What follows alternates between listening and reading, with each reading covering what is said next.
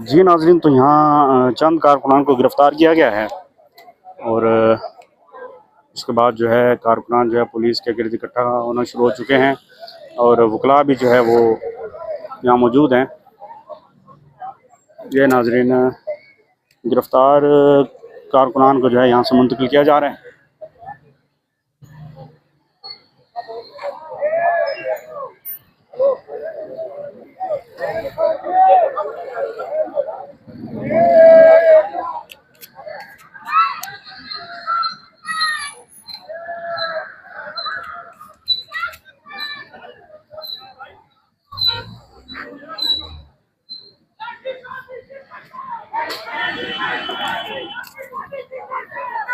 जी नाज़रीन, यहाँ नारेबाजी शुरू हो चुकी है पुलिस के खिलाफ।